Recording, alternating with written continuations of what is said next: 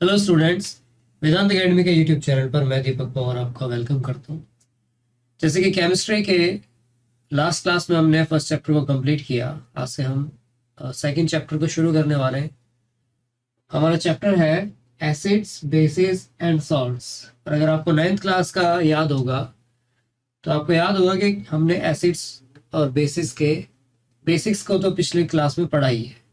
अगर आपको याद नहीं है तो मैं आपको याद दिला देता हूँ कि एसिड्स और बेसिस में बेसिक डिफरेंस क्या है। देखिए, एसिड्स और बेसिस की जो खासियत है, पहली बात तो ये बात ध्यान रखिए कि ये दोनों एक दूसरे के क्या है, एकदम ऑपोजिट है। यानी कि ऐसे केमिकल्स हैं जिनका नेचर क्या है, जस्ट एक दूसरे से ऑपोजिट है, बिल्कुल एक दूसरे के कैसे हैं, एंटी हैं, विरोधी है। और जो सॉल्ट्स होते हैं वो एसिड्स और बेसिस से ही बनते हैं, मतलब या तो इनके मिलने से बनेंगे या मेटल्स के साथ मिलकर ये बनाते हैं। अलग अलग कंडीशन में इनसे सॉल्ट्स बनते हैं। सॉल्ट्स के बारे में आप जानते ही हो, सॉल्ट्स क्या होता है। हिंदी में हम इन्हें लवण कहते हैं। और जो नमक हम घर में यूज करते हैं वो क्या होता है, वो भी एक तरह का सॉल्ट होता है। अब हमें क्या लगता है, हमारे दिमाग में सॉल्ट जब हम सुनते हैं तो हमारे दिमाग में सिर्फ नमक आता है, वो नमक जिसे हम घर में खाना बनाने में यूज करते हैं, यानी कि NaCl, यानी सोडियम क्लोराइड। तो जो घर में हम सॉल्ट यूज करते हैं वो क्या है, सोडियम क्लोराइड है। सोडियम क्लोराइड है। और एक सेकेंड,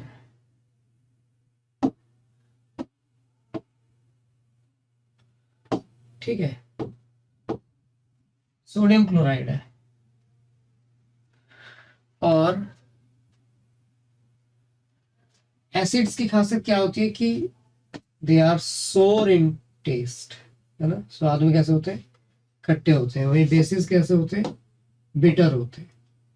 अब हमारे दिमाग में ये रहता है कि जो एसिड्स हैं हमेशा ही कैसे होते हैं, सोर होते हैं, बट समटाइम्स ये तीखे भी होते हैं स्वाद में। जैसे कि जो चिली है, मतलब मिर्च है, मिर्च का टेस्ट जो होता है वो कैसा होता है, तीखा होता है।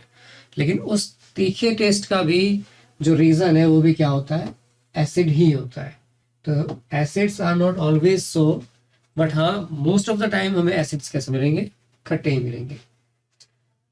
ओके, आगे एक और बात मैं आपको बता देता हूँ। इतने को मैं फिलहाल डिलीट कर रहा हूँ, मिटा देता हूँ इतने को।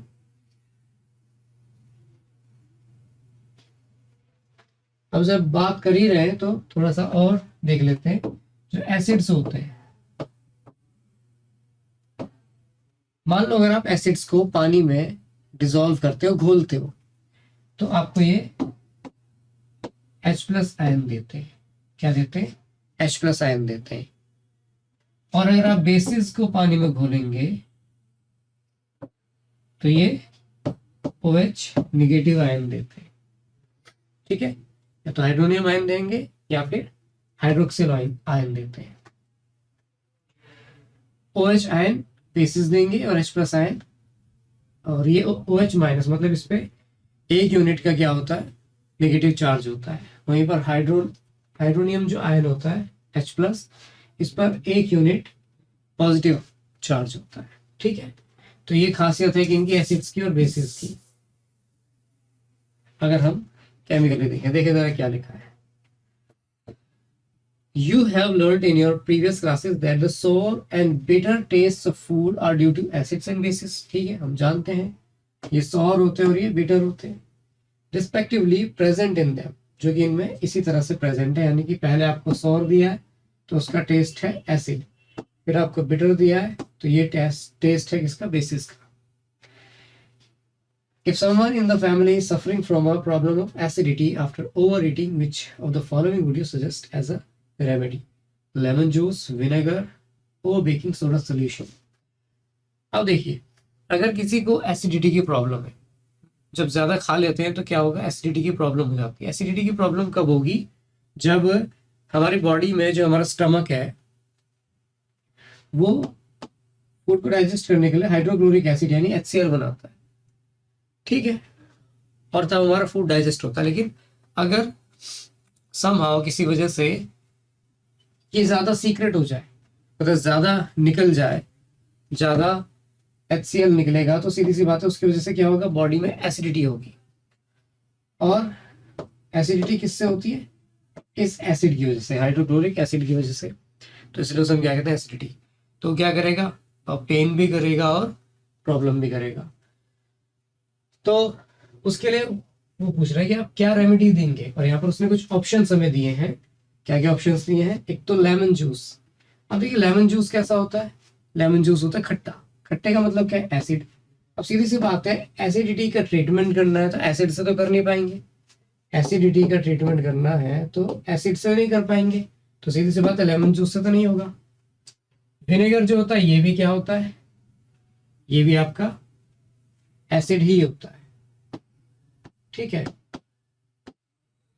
जबकि बेकिंग सोडा जो है, बेकिंग सोडा एक बेस होता है, और आपको मालूम होगा कि एसिड्स और बेस एक दूसरे को मिलकर क्या करते हैं, न्यूट्रलाइज कर देते हैं। क्यों न्यूट्रलाइज कर देते हैं, क्योंकि ये एक दूसरे के ऑपोजिट है। ये कुछ ऐसा है, जरा समझो। मान लो आपके पास +1 है और -1 है, तो ओवरऑल कितना है आपके पास, 0, कुछ नहीं, क्योंकि पॉजिटिव निगेटिव को क्या कर देगा, 0 बना देगा, खत्म कर देगा, न्यूट्रलाइज कर देगा। सेम इसी तरह से होता है एसिड्स और बेसिस के केस में भी, क्योंकि ये और ये दोनों एक दूसरे के क्या है, ऑपोजिट है, तो मिलेंगे तो क्या करते हैं, एक दूसरे को न्यूट्रलाइज कर देंगे। तो अगर एसिडिटी हो रही है तो एसिड को न्यूट्रलाइज करना है तो आपने क्या करना, यूज करना होगा, आपको बेस यूज करना पड़ेगा, जो कि यहाँ पर सिर्फ बेकिंग सोडा का सोल्यूशन है। बेकिंग सोडा यानी कि जो खाने का सोडा होता है, सोडियम बाइकार्बोनेट जिसे कहते हैं, NaHCO3, सोडियम बाइकार्बोनेट, ठीक है। चलिए आगे देखते हैं। Which property did you think of while choosing the remedy.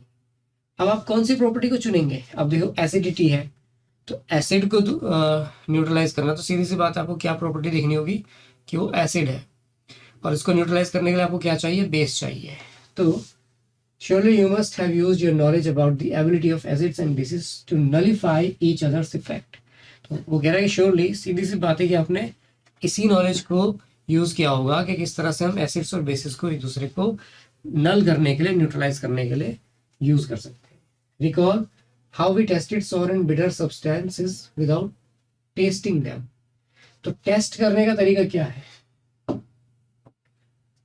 अगर हमें खट्टे और कड़वी चीजों को, यानी कि एसिड्स और बेसिस को अगर हमें टेस्ट करना है, टेस्ट का मतलब चेक करना है, विदाउट टेस्टिंग, उन्हें टेस्ट किए बिना, मतलब उन्हें चखे बिना, तो क्या है, उसके लिए आपने पढ़ा होगा कि हम लिटमस पेपर यूज करते हैं। तो याद होगा कि हम लिटमस पेपर यूज करते हैं, ब्लू लिटमस पेपर, और एक काम करते हैं,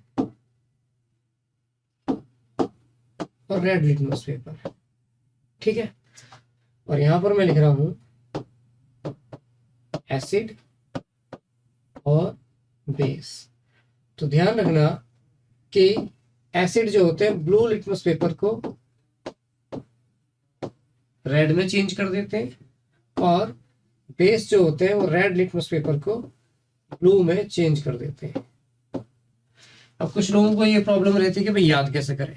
तो देखो मैंने इन्हें कैसे याद किया था, मैं आपको ये बता सकता हूँ कि देखो शुरुआत हुआ ए से, ए के बाद क्या आता है हमारा बी, ठीक है, और बी के बाद आर, ठीक है। तो ये मैंने केवल एसिड्स के लिए याद कर लिया।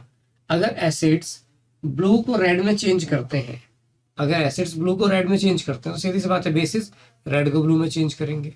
तो मैंने तो इस तरह से याद कर लिया था। आपको अगर कोई तरीका मालूम है, नहीं तो ये तरीका मेरे हिसाब से आपके लिए भी बेहतर हो सकता है इन्हें याद करने का। लेकिन इसमें मजेदार बात क्या है कि आपको टेस्ट नहीं करना पड़ेगा। बिना टेस्ट करे आप क्या कर सकेंगे, आप बता सकेंगे कि whether the given substance is acidic in nature और बेसिक इन नेचर, ठीक है। चले आगे देखिए।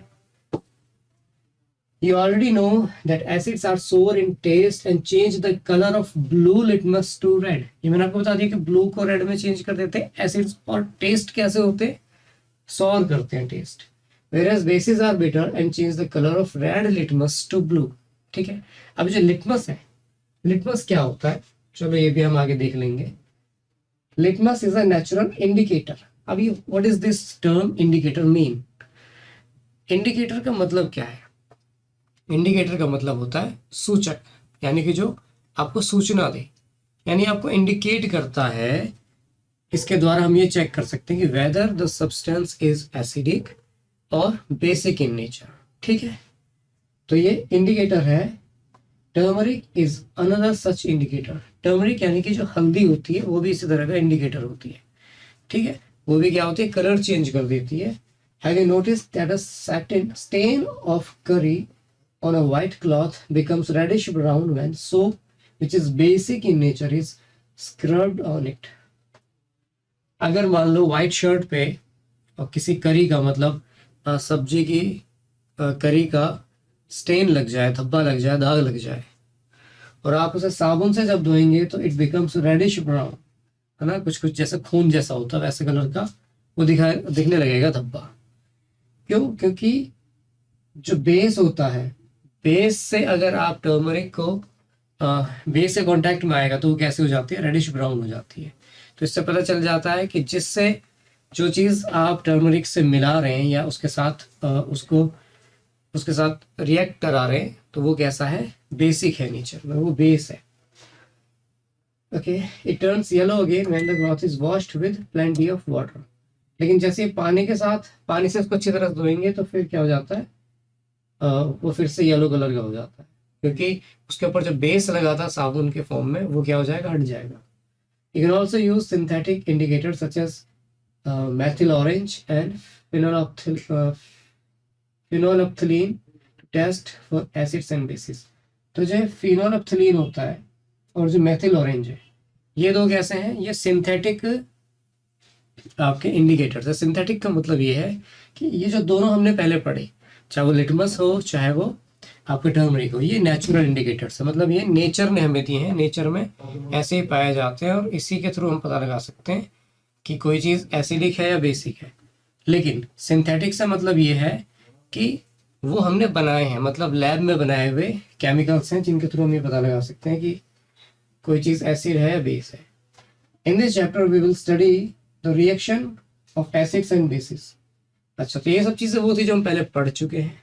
इस चैप्टर में हम क्या करेंगे, एसिड्स और बेसिस की रिएक्शंस को पढ़ेंगे, how acids and bases cancel out each others effects and many more interesting things that we use and see in our day to day life. और हम साथ साथ ये भी देखेंगे कि किस तरह से ये एक दूसरे को न्यूट्रलाइज करते हैं, एक दूसरे के इफेक्ट को क्या कर देते हैं, खत्म कर देते हैं, और वो ऐसा क्यों कर पाते हैं, है ना। साइंस की खासियत यही साइंस की ब्यूटी है कि वो आपको केवल फैक्ट नहीं बताएगा, जैसे कि हमने पहले चैप्टर की शुरुआत में देखा था कि हर एक फैक्ट साइंस से नहीं होता। साइंस केवल आपको फैक्ट नहीं बताता, वो आपको रीजन बताता है कि ऐसा क्यों होता है।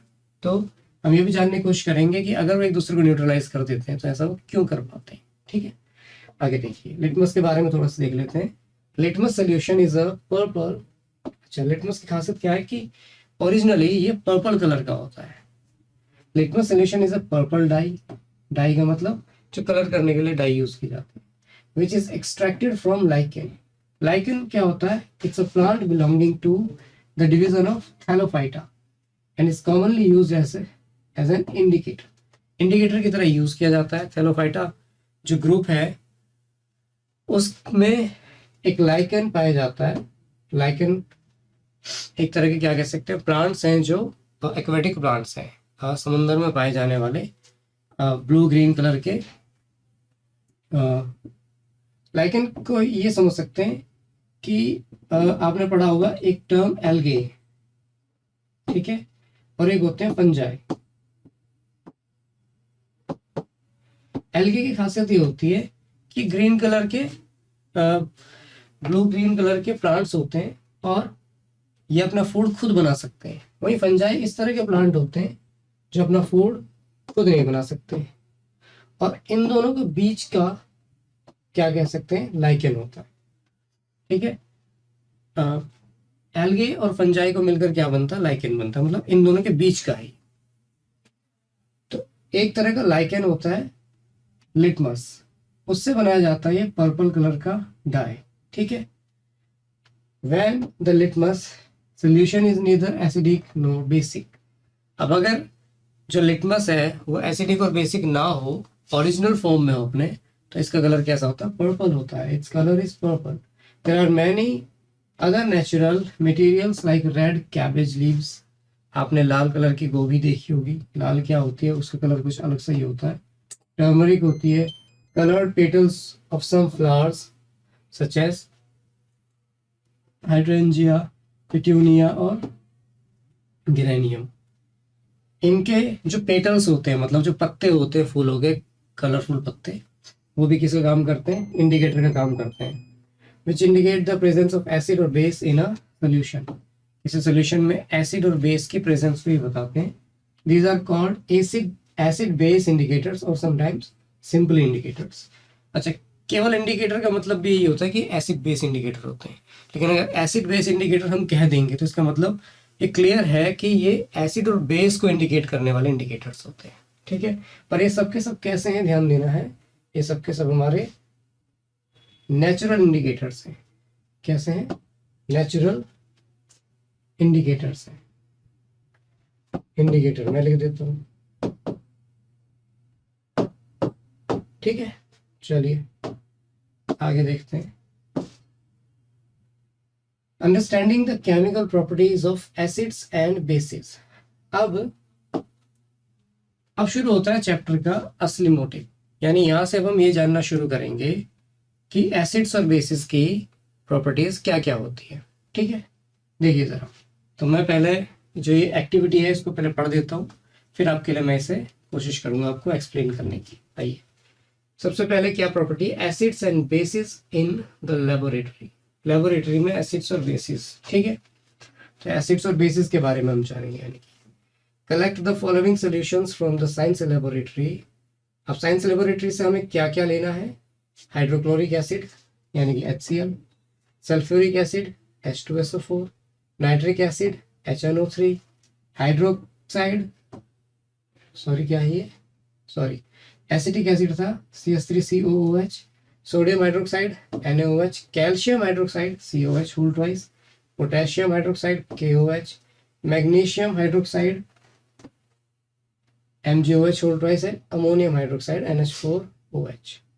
तो ये 9 सॉल्यूशंस हमें लेने हैं। इसमें 4 एसिड्स थे और 5 बेस थे। इन्हें हम लिख लेते हैं। हमारे पास एसिड्स हैं और बेस है। तो कौन कौन से हैं देख लेते हैं। पहला तो हमारा हाइड्रोक्लोरिक एसिड यानी HCl, फिर है सल्फ्यूरिक एसिड H2SO4, फिर क्या है? नाइट्रिक एसिड HNO3, और acetic acid CS3COOH, sodium hydroxide.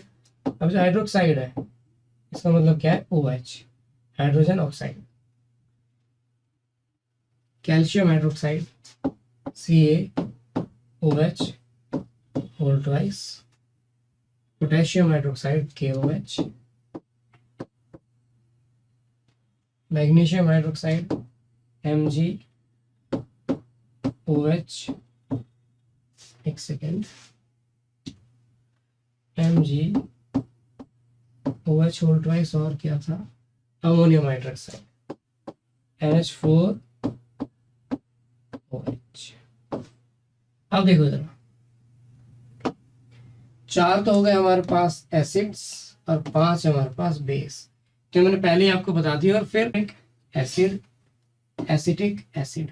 ठीक है, और जहां पर आपको हाइड्रोक्साइड दिखाई दे रहा है, जैसे कि sodium hydroxide, calcium hydroxide, potassium hydroxide, magnesium hydroxide और अमोनियम हाइड्रोक्साइड, तो इसका मतलब ये सब क्या है? बेस है। क्योंकि बेस में क्या होता है? आपका हाइड्रोक्सिल आयन होता है, और एसिड्स में क्या होता है? आपका हाइड्रोनियम आयन होता है। ठीक है, वो पॉजिटिव रहेगा या नेगेटिव रहेगा। आगे वो क्या कह रहा देखते हैं। Put a drop of each of the above solutions. So put a drop of each of the above solutions on a watch glass one by one and test with a drop of the indicators. अच्छा, अब indicator पे हमें क्या करना है, हर एक solution को डालना है और चेक करना है. What change in color did you observe with red litmus, blue litmus, phenolphthalein and methyl orange solutions for each of the solutions taken? ठीक है, तो एक काम करते हैं, हम इस टेबल को ऊपर ले लेते हैं.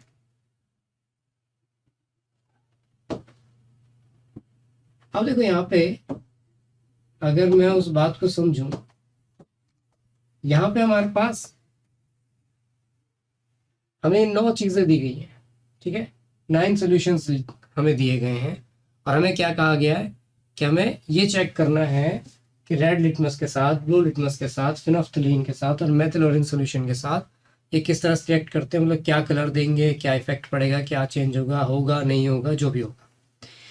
लेकिन मैंने शुरुआत में आपको यहाँ पे 2 कैटेगरीज इनको दिखा दिया था. मतलब 2 कैटेगरीज में क्यों डिवाइड किया कि weather the one of these is an acid और अ बेस, या तो वो एसिडिक है या फिर वो बेसिक होगा.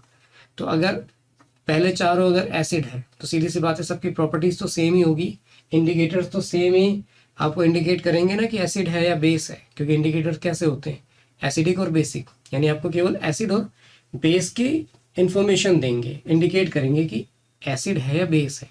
ठीक है, तो सीधी सी बात है कि यहाँ पे पूरे के पूरे सभी को लिखने की ज़रूरत नहीं है, केवल 2 ही कैटेगरीज, अगर 2 ही लाइन बना लूँ तो भी मेरा काम आसानी से चल जाना चाहिए, हमें इसकी ज़रूरत नहीं पड़ेगी पूरे की. ठीक है, तो हमें 2 इसकी लाइन बना लेनी है और वो कैसे बनेगी ये भी मैं आपको बता देता हूँ. सबसे पहले तो हम ये जान लेते हैं कि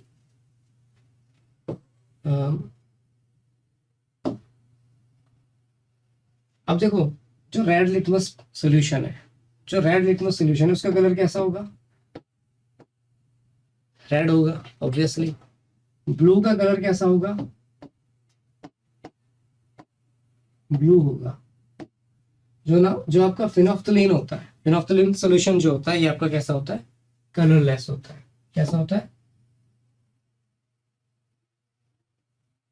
कलरलेस होता है. और जो मैथिल ऑरेंज होता है, इसका तो नाम ही बता रहा है कि इसका कलर कैसा होता है, ऑरेंज होता है. ये कलर ऑरेंज होता है. अब सीधी सी बात है कि यहाँ पर या तो एसिड होगा या फिर यहाँ पर बेस होगा. ठीक है ना, या तो भैया एसिड होगा या फिर क्या होगा, बेस होगा. अब एसिड क्या करेगा, यहाँ पे हम लिखते हैं कि चेंज क्या आएगा. भाई जब रेड लिटमस पेपर होगा, एसिड क्या करता है, ब्लू लिटमस को रेड कर देता है, ब्लू को रेड कर देता है. लेकिन अगर रेड है ऑलरेडी तो वो कितना रेड करेगा, तो उस पर कोई असर नहीं होगा. या फिर मैं एक काम करता हूँ, इसे ऐसे लिख देता हूँ, नो इफेक्ट. ठीक है, NE का मतलब हो गया नो इफेक्ट. वहीं बेस क्या करेगा कि रेड को ब्लू कर देगा. बेस क्या करेगा, रेड को ब्लू कर देगा ना, तो ये हो जाएगा आपका ब्लू. लेकिन अगर ऑलरेडी ब्लू है तो उस पर क्या रहेगा, कोई इफेक्ट नहीं रहेगा, नो इफेक्ट रहेगा. अच्छा, फिनोफ्थलीन सोल्यूशन जो होता है कलरलेस होता है. अगर इसमें आप एसिड डालते हैं तो इस पे इसका कोई इफेक्ट नहीं होता है. अगर आप एसिड डालेंगे तो इसका कोई इफेक्ट इस पे नहीं होता है. जबकि अगर बेस डाला जाएगा तो इसका कलर कैसा हो जाता है, पिंक हो जाता है. बेस डालने पे कलर कैसा हो जाता है, पिंक हो जाता है, ध्यान रखना है. ठीक है, अच्छा अब देखो जरा, ऑरेंज कलर होता है मैथिल ऑरेंज का, और एसिड क्या कर रहा था, ब्लू को भी रेड कर रहा था, ये मैथिल ऑरेंज को भी कैसा कर देता है, रेड कर देता है. जबकि बेस क्या करेगा, मैथिल ऑरेंज का कलर येलो कर देता है. तो ये सारे चेंजेस होने वाले हैं अगर आप एसिड्स डालेंगे. तो अगर मान लो यहाँ पे आपको HCl दिया जाए तो आपको इस तरह से यही सब लिखना है. अगर आपको NaOH दिया होता, सोडियम हाइड्रोक्साइड, तो फिर आपने ये लिखना होता. तो मतलब अगर आपको पूरी लंबी 9 लाइन की टेबल बनानी भी है तो जो एसिड्स थे पहले चारों, उनके सामने ये रिजल्ट रहेगा सेम, और जो बाद के 5 बेसिस थे उनके सामने ये रिजल्ट रहेगा सेम. ठीक है, तो आई होप यहाँ तक बात आपको समझ में आ गई होगी। ये आपको याद रख लेना कि किस कलर में मतलब किस इंडिकेटर का क्या कलर होता है और एसिड और बेस डालने पर उसमें क्या क्या चेंजेस आते हैं। आगे देखो, these indicators tell us whether a substance is acidic or basic by change in color। तो कलर में चेंज से ही ये क्या बता देते हैं हमें कि कोई भी जो सब्सटेंस है, कोई पदार्थ जो है वो एसिडिक है, अम्लीय है या बेसिक है, क्षारीय है। There are some substances whose order changes in acidic और basic media। अब ये भी है, ऐसा नहीं होता कि सभी इंडिकेटर्स क्या करते हैं कलर में चेंज दिखाते हैं, कुछ ऑर्डर में भी चेंज, यानी कि जो उनकी महक होती है, स्मेल होती है, उसमें भी आपको चेंज दिखाई देता है। और इस तरह के जो इंडिकेटर्स होते हैं उन्हें कहते हैं ऑल फैक्ट्री इंडिकेटर्स। क्या कहते हैं उन्हें? ऑल फैक्ट्री इंडिकेटर्स कहा जाता है। ये एसिडिक और बेसिक मीडिया में, यानी कि अलग अलग सोल्यूशन में ये कलर चेंज नहीं करते बल्कि इनकी स्मेल में चेंज हो जाता है। अनियन इस तरह का या वनीला इस तरह का क्या है, इंडिकेटर्स हैं। Let us try out some of these indicators. तो चलो अब एक काम करते हैं, इस तरह के कुछ इंडिकेटर्स को, किस तरह के इंडिकेटर्स भाई, ऑल फैक्ट्री इंडिकेटर्स को अब हम चेक करते हैं। तो यहाँ पर हमारे पास एक सेकेंड एक्टिविटी है, एक्टिविटी 2.2। चलो देखते हैं इसमें क्या दिया है हमें। Here take some finely chopped onions in a plastic bag along with some strips of clean cloth। हमें क्या करना है, कुछ कपड़े की स्ट्रिप्स ले लेनी है, पट्टियां ले लेनी है और अच्छी तरह से चॉप किया हुआ, घर में सब्जी बनाने से पहले चॉप करते हैं ना अनियन को, प्याज को, और उसको उनमें लपेट के कपड़ों में, अलग अलग कपड़ों में लपेट के क्या कर देना है, tie up the bag tightly and leave overnight in the fridge. उन्हें एक बैग में, यानी प्लास्टिक बैग में क्या करना है, टाइट से बंद करना है और फ्रिज में पूरी रात के लिए क्या कर देना है, रख देना है। The cloth strips can now be used to test for acids and basis.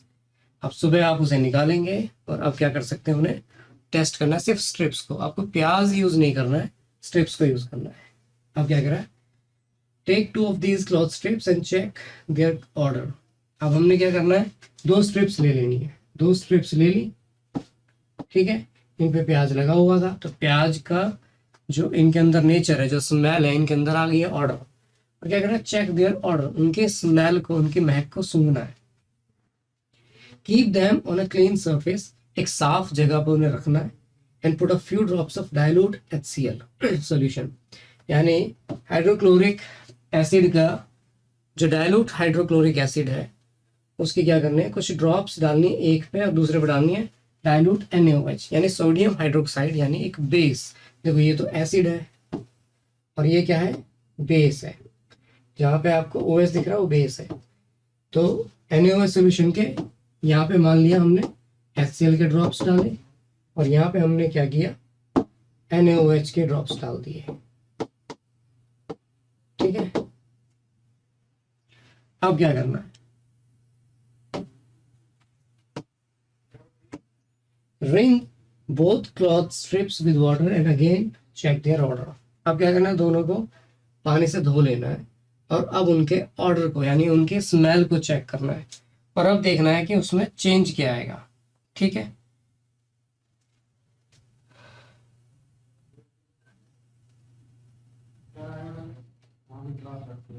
देखो सर, तो क्योंकि एक स्ट्रिप थी हमारे पास एसिड वाली और एक स्ट्रिप थी हमारे पास बेस वाली, एक स्ट्रिप है हमारे पास एसिड वाली और एक स्ट्रिप है हमारे पास बेस वाली। तो आपको क्या दिखाई देगा कि जहां पे डाइल्यूट HCl डाला गया था, जिस पे डाइल्यूट HCl डाला गया था, उसके स्मेल में कोई चेंज नहीं होगा, वो कैसी रहेगी, एज इट वॉज, जैसी वो थी वो वैसी ही है। लेकिन NaOH के क्या होगा, स्मेल में चेंज आ जाएगा, यानी कि आप कह सकते हैं कि वो उसमें से प्याज की स्मेल जो है पूरी तरह से खत्म हो जाएगी। यानी हम ये कह सकते हैं कि जो अनियन है उसकी जो स्मेल है वो बेसिक मीडियम में कैसी हो जाती है, डिस्ट्रॉय हो जाती है, सॉरी डिस्ट्रॉय हो जाती है। लेकिन एसिडिक मीडियम में क्या होता है, उसकी स्मेल में चेंज नहीं आता। ठीक है, अगला देखिए, अगली एक्टिविटी क्या कह रहा है, 2.3। अच्छा, इसके बाद और कुछ कह रहा, देखो, now take some dilute vanilla essence and clove oil and check their order. अब हमें क्या करना है, वनीला एसेंस लेना है और clove oil. Take some dilute HCl solution in one test tube and dilute NaOH solution in another. Add a few drops of dilute vanilla essence to both test tubes and shake well. Check the order once again and record changes in order if any. Similarly, test the change in order. अच्छा, हमें करना क्या है, देखिए इसे मिटा देता हूँ मैं, यहीं पे ही देख लेते हैं क्या कहना चाह रहा है। एक टेस्ट ट्यूब हमने लिया, 2 लिए इनफैक्ट, ठीक है,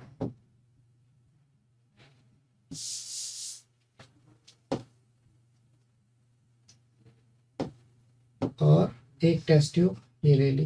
देखो, अब इसमें क्या लिया हमने, वनीला एसेंस लिया है, तो मैं केवल VE लिख रहा हूँ इसकी जगह, और एक में लिया हमने क्लोव ऑयल।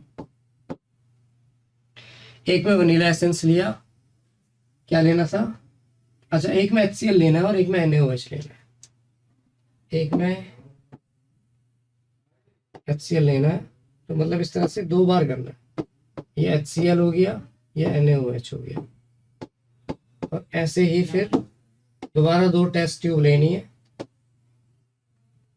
और एक में HCl और एक में आ गया आपका, सॉरी, NaOH। इसमें डाल रहे हैं आप क्या चीज, वनीला एसेंस, हाँ जी,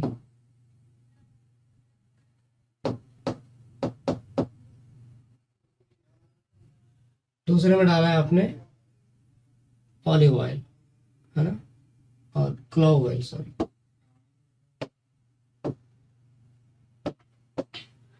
तो कह रहा है कि अगर हम HCl में वनीला ऑयल डालेंगे और सॉरी वनीला एसेंस डालेंगे और उसको मिलाएंगे, NaOH में डालेंगे, तो दोनों कंडीशन में क्या चेंज होगा, और ऐसे ही क्लोव ऑयल के साथ क्या चेंज होगा। तो ध्यान रखना है कि जब आप डाइल्यूट वनीला एसेंस को HCl में डालेंगे तो आपको कोई चेंज नहीं दिखाई देगा। यानी कि ये मान लीजिए कि जैसा आपका अनियन के साथ हुआ था, सेम किसके साथ होगा, आपके वनीला के साथ। एसिड में आपको कोई इफेक्ट नहीं दिखाई देगा, जबकि यहाँ पर आपको स्मेल कैसे दिखाई देगी, वो डिस्ट्रॉय हो जाएगी, वनीला की एसेंस आना खत्म हो जाएगा। जबकि जब आप HCl और NaOH में क्लोव ऑयल डालेंगे तो आपको दोनों ही कंडीशन में क्या होगा, ऑर्डर में चेंज महसूस होगा, आपको डिफरेंट स्मेल आएगी। क्या आएगा, आपको दोनों कंडीशन में डिफरेंट स्मेल दिखाई देगी, मतलब महसूस होगी, दिखाई नहीं देगी। तो दोनों डिफरेंट स्मेल करेंगे। लेकिन वनीला जो है एसिडिक नेचर में क्या होती है, उस पर कोई इफेक्ट नहीं पड़ता, और बेसिक मीडियम में क्या होती है, उसकी एसेंस चली जाती है, खत्म हो जाती है।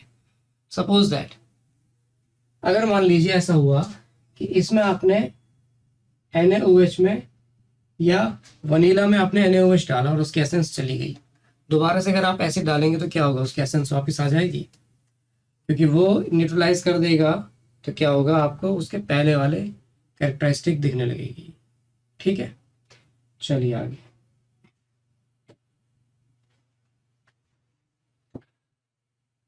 अब देखिए, यहां से शुरू होती है असली केमिकल प्रॉपर्टीज किसकी, एसिड्स और बेसिस की। How do acids and basis react with metals, metals के साथ एसिड्स और बेसिस किस तरह से रिएक्ट करते हैं। तो ये आप ध्यान रखिए, चाहे एसिड्स हो या बेस हो, चाहे एसिड्स हो या बेस हो, मेटल्स के साथ अगर रिएक्ट करेंगे तो हमेशा ही क्या बनाएंगे, उस मेटल का सॉल्ट बनाएंगे, चाहे एसिड हो चाहे बेस हो। जिस भी मेटल के साथ रिएक्ट करेंगे उस मेटल का क्या कर देते हैं, सॉल्ट बना देते हैं। हाँ, बेसिस की केस में ऐसा हमेशा नहीं होता, जो हाईली रिएक्टिव होते हैं उन्हीं के साथ वो सॉल्ट बनाते हैं, लेकिन सॉल्ट दोनों ही बनाते हैं। ठीक है, चलिए तो समझते हैं पहली एक्टिविटी में क्या कह रहा है। This activity needs the teacher's assistance, set the operators as shown in figure 2.1। देखिए तो पूरा ऑपरेटर्स देख लेते हैं। 2.1 इस फिगर में दिखाया गया है। ठीक है, take about 5 ml of dilute sulphuric acid. यहाँ पर डाइल्यूट सल्फ्यूरिक एसिड लिया गया है इस टेस्ट ट्यूब में। ठीक है, 5 ml and add few pieces of zinc granules. तो जिंक के ग्रैन्यूल्स इसमें लिए गए, आपको ये दिखाई दे रहे होंगे। ये जो टुकड़े दिखाई दे रहे हैं ये क्या है, डाइल्यूट सल्फ्यूरिक एसिड में जिंक के ग्रैन्यूल्स हैं।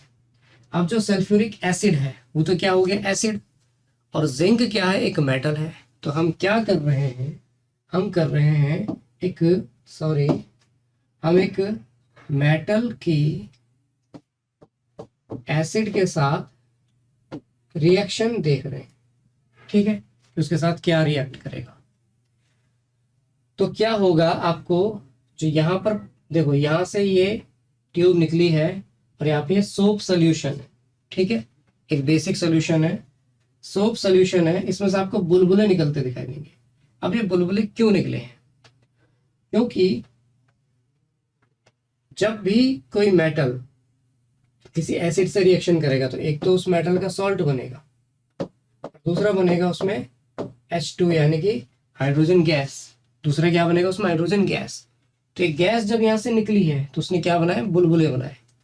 इसको चेक करने का तरीका क्या है कि अगर आप एक कैंडल इसके पास लाएंगे किसी बुलबुले के पास, तो वो एक पॉप साउंड के साथ क्या होगा, पॉप साउंड के साथ जलेगा। हाइड्रोजन की खासियत है कि वो पॉप साउंड के साथ क्या होती है, जलती है। तो हमें इससे ये हमें पता लगेगा कि इसके इस साउंड के साथ जलने की वजह से हम ये कह सकते हैं कि ये जो बुलबुले हैं उनके अंदर कौन सी गैस भरी हुई है, हाइड्रोजन गैस। और वो कैसे आई है, इन दोनों के रिएक्शन से। यहाँ से वो गैस निकली और यहाँ से वो उन बुलबुलों में भर के बाहर निकली। अदरवाइज तो वो खुली हवा में फैल जाती। तो सोप में ही रखने के रीज़न क्या था कि उसने वहाँ बुलबुले बनाए, और जब बाहर निकली तो उस बुलबुले के अंदर, उस बबल के अंदर क्या थी, हाइड्रोजन गैस ही प्रेजेंट थी। और जैसे ही आपने उस बुलबुले को जलाया तो पॉप साउंड के साथ हाइड्रोजन गैस जली, वो बबल नहीं जला। ठीक है, तो यानी कि इतना तो मुझे समझ में आया कि यहाँ पे हुआ क्या है कि मेटल की जब एसिड से रिएक्शन हुई है तो क्या बना है, आपका सॉल्ट बना है, और उस metal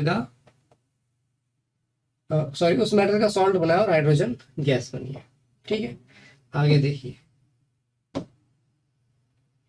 Note that the metal in the above reaction displaces hydrogen atom from the acids as hydrogen gas। तो उसने क्या करा कि एसिड में से जो हाइड्रोजन गैस है उसने उसको रिप्लेस कर दिया, डिस्प्लेस कर दिया, and forms a compound called a salt. और क्या बनाया, एक सॉल्ट बनाया। Thus the reaction of metal with an acid can be summarized as acid plus metal is equal to salt plus hydrogen gas। ठीक है, Can you now write the equation for the reactions you have observed? तो जो reaction आपने observe की थी अभी, जो हमने ऊपर लिखी थी, क्या उसे लिख सकते हो? तो चलिए लिखने की कोशिश करते हैं। हमने क्या देखा था कि उसमें, एक सेकंड, उसमें क्या क्या था जरा देख लेते हैं। ओके,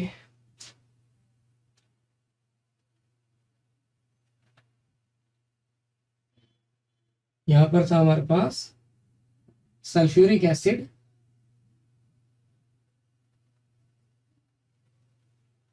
ओके, सल्फ्यूरिक एसिड यानी कि H2SO4 प्लस जिंक। ठीक है, H2SO4 प्लस जिंक था, और जब इसने इससे रिएक्ट किया तो क्या हो गया, हमारा ZnSO4 plus hydrogen gas release हो। अच्छा, जैसे हमने कल देखा था इंडिकेटर्स में कि हम ब्रैकेट के अंदर अगर G लिख देंगे तो उसका मतलब गैस है, लेकिन अगर आपने ऊपर की तरफ एरो लगाया तो इसका मतलब भी क्या है, गैस ही है। नीचे की तरफ आप लगाएंगे तो इसका मतलब वो सॉलिड है। ठीक है, तो ये भी इंडिकेटर्स हैं, आप चाहे तो इसे भी याद रख सकते हैं। तो ये हमने क्या कर दिया है, इक्वेशन की, केमिकल इक्वेशन की फॉर्म में लिख दिया है ये रिएक्शन जो हुई है। आगे देखिए,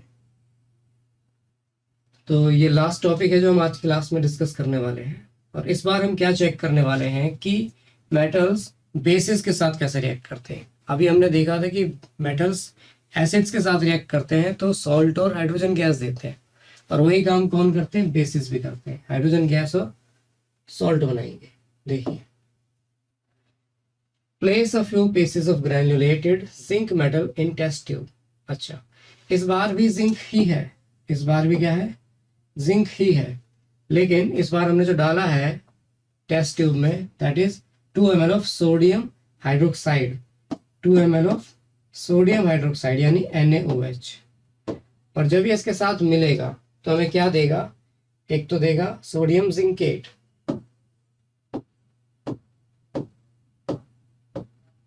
ठीक है, और हाइड्रोजन गैस। तो ये हो गया हमारा 2 NaOH, तो बैलेंस भी हमने कर ली। तो ये जो है Na2ZnO2, ये है हमारा सोडियम जिंकेट, यानी कि ये एक सॉल्ट है, दूसरा ये क्या है, हाइड्रोजन गैस। तो यहाँ पे NaOH क्या हो गया, एक बेस हो गया। NaOH क्या है, एक बेस है। जिंक क्या है, एक मेटल है। तो अगर मेटल बेस के साथ रिएक्ट करेगा तो क्या देगा, अगेन सॉल्ट देगा और हाइड्रोजन गैस देगा। तो दोनों में रिएक्शन सेम ही रहेगी, यानी कि प्रोडक्ट आपके सेम आ रहे होंगे, चाहे आप एसिड से रिएक्ट कराएं चाहे आप बेस से रिएक्ट कराएं। लेकिन अगर आप मेटल से रिएक्ट कराएंगे एसिड बेस को, तो दोनों ही कंडीशन में आपको सॉल्ट मिल रहा होगा और हाइड्रोजन गैस मिल रही होगी। तो आई होप कि आपको यहाँ तक समझ में आया होगा कि क्या एसिड्स होते हैं, क्या बेसिस होते हैं, क्या सॉल्ट्स होते हैं, क्या इनकी प्रॉपर्टीज है, किस तरह से एसिड्स बेसिस मेटल्स के साथ रिएक्ट करते हैं, क्या प्रोडक्ट देते हैं। यहाँ पर क्योंकि सेम ही था तो याद रखना भी आसान रहेगा, है ना। चीज़ों को अगर आप कनेक्ट करके याद रखने की कोशिश करेंगे तो आपको ज़्यादा याद रहेंगे, ज़्यादा टाइम तक याद रहेंगे। अगर आप दोनों को अलग अलग प्रॉपर्टीज मानेंगे तो फिर आपको ये मुश्किल ही लगेगा, आपको 2 क्वेश्चन लगेंगे। लेकिन आप दोनों में सिमिलैरिटी देखिए ना, कि दोनों ही कंडीशन में गैस, सॉल्ट और हाइड्रोजन गैस बन रही है। यहाँ पर एसिड था और यहाँ पर क्या है, बेस है, ठीक है। तो आई होप कि आपको आज की क्लास में पढ़ाया हुआ सब कुछ समझ में आया होगा। आज के लिए इतना ही। Thanks for watching.